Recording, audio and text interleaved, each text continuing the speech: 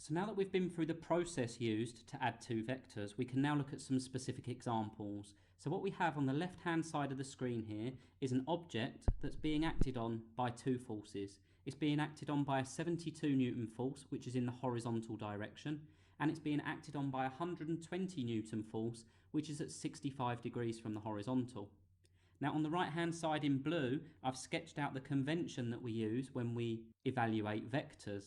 Now this is very similar to Cartesian axes, where we have a positive x direction and we have a negative x direction. So x is the horizontal component, and we have a positive y and a negative y component, which is the vertical direction. So any force that pushes from left to right is positive in the x direction, and any force that pushes from right to left is negative. Any force that pushes from bottom to top is positive in the y direction, and any force that pushes from top to bottom in the vertical direction is negative. Now the first thing that we need to do to add these two forces together is add the vectors end on end. So this time I'm going to take my 72 Newton force first, and I'm going to add my 120 Newton force to the end of that. And remember, it makes no difference which way round I add those. So we've got 65 degrees and 120 newtons. And if you recall, the resultant force is going to be the vector that joins the start to the end. That will give us our resultant. So already we can see roughly from our sketch what direction that resultant force is going to be in. So what we need to do first of all is we need to evaluate the x components of those two forces, and we need to evaluate the y components before we can add them together. Now I'm just going to number these two forces for simplicity. I'm going to call the 72 Newton force, force 1, and 120 Newton force, force 2. And I'm going to find the x component of force 1 and force 2. So I'm going to call it F1x. And if we look at force 1, what we notice is it only has a horizontal component. It doesn't have a vertical component. Therefore, F1x must be 72 newtons. Next, I'm going to find the x component of force 2, so F2x. Now this time I'm going to need to use some trigonometry, because what we have is a right-angled triangle here. We know that the hypotenuse is 120 newtons. The opposite is the side of that triangle that's opposite the angle, and the adjacent is the remaining side. So hopefully what you can see here is that the x component of that 120 Newton force is the adjacent on that triangle. And again, hopefully you recall from the work done on trigonometry that sine theta is opposite over hypotenuse, and cos theta is adjacent over hypotenuse.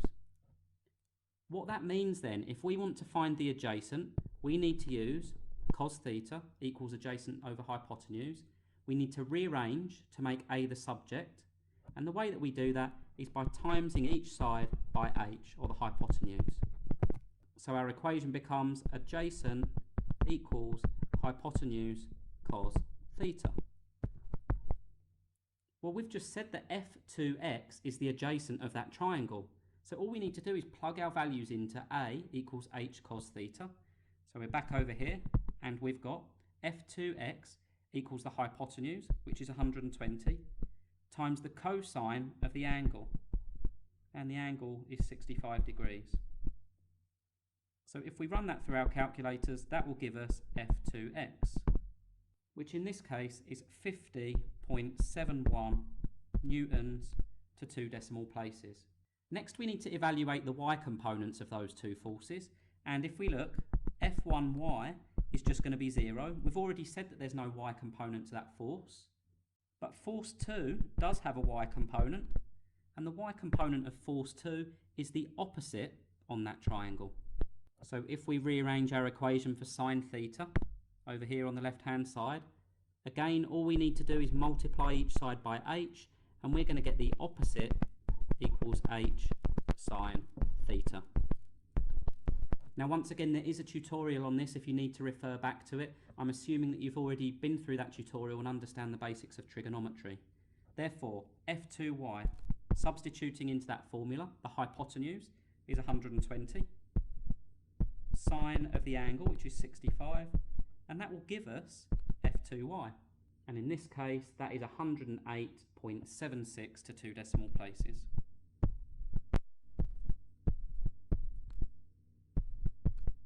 Now, just before we go too much further, let's refer back to our conventions. Any force that pushes left to right is positive.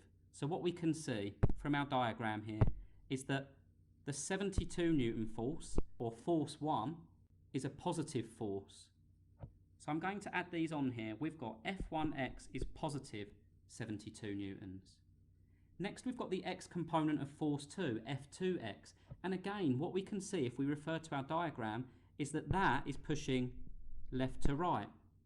So that is also positive. F1y is 0, so we can ignore that.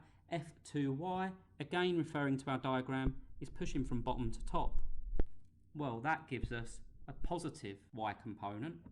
So once again down here, our force is positive. This makes things a little bit easier for us. All of our forces, or the components of all of our forces in this instance, are positive. Okay, so the next step then is we need to find the x and y components of our resultant force.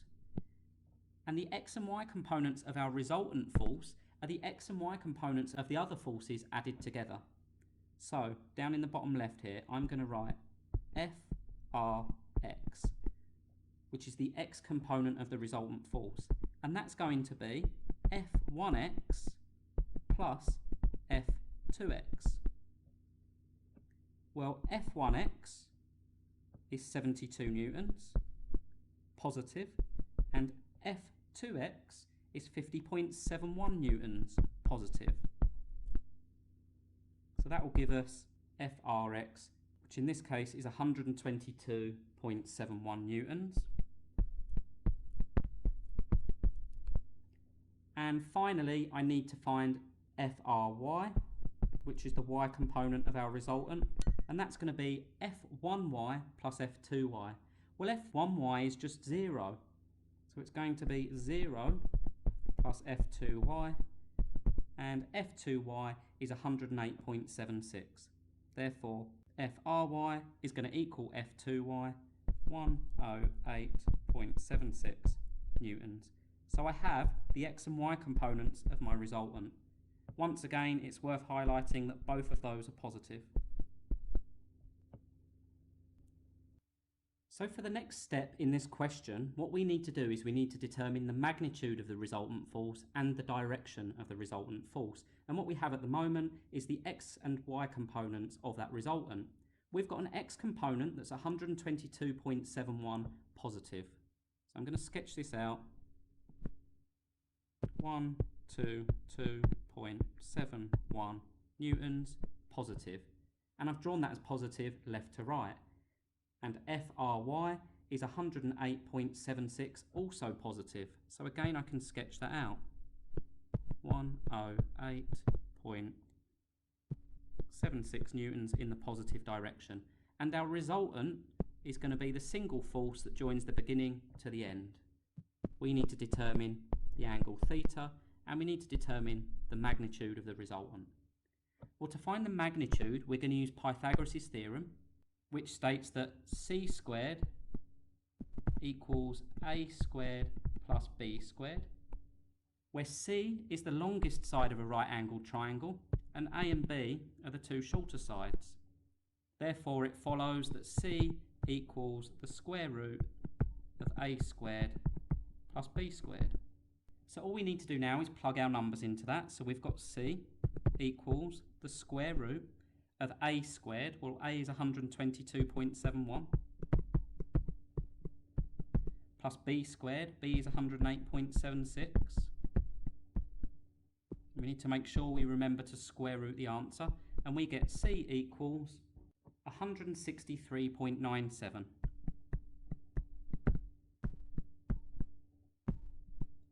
So we have the magnitude of our resultant, and the resultant force is 163.97 newtons. We've not quite finished. We still need to find theta, and theta is the angle. Now, just before we calculate that angle, we'll run through the convention for bearings. Now, what we have when we measure angles is we need a starting point, and the convention that's used is we take what would be 3 o'clock on a clock face as 0 degrees, a bearing of 0. So any force that pushes left to right and only has a horizontal component is a force at a bearing of 0. Now those bearings are then measured anti-clockwise. So when we get to 12 o'clock on the clock face, the bearing is 90 degrees. When we get to 9 o'clock on the clock face, the bearing is 180. And when we get to 6 o'clock, the bearing is 270. It's a really important convention to remember. It's the same convention that you'll use if you ever do any drawings on AutoCAD or any other CAD software, and it's the convention that we use for measuring bearings. So what we have here is an angle theta, and in this case, theta is also going to be the bearing of the resultant because we're measuring that angle from 3 o'clock on the clock face, which is 0 degrees, and we're measuring round in an anti-clockwise direction. Now there's one more formula that we need from trigonometry, and that formula is tan theta equals opposite over adjacent. We're trying to find theta, so we're going to need to take tan to the minus 1 of each side, and we'll get theta equals tan to the minus 1 of opposite over adjacent. That there is our formula for calculating our angle theta. If we label our triangle, and I'll do this in a different colour, we have our hypotenuse, which is the longest side. We have our opposite, which is opposite the angle, and we have our adjacent, which is the remaining side. We want to calculate theta, which is tan to the minus 1 of opposite over adjacent. The opposite is 108.76, and the adjacent is 122.71. Therefore, the angle theta, which is also the bearing, is tan to the minus 1, 108.76, divided by 122.71, which gives us 41.55 degrees. So I would normally write a summary line, which says the resultant equals 163.97 newtons at 41.55 degrees. So our bearing is 41.55 degrees. Now I appreciate there's a lot of steps to that. We're going to run through a couple more examples in the next video just to help to consolidate how you would tackle these kinds of questions.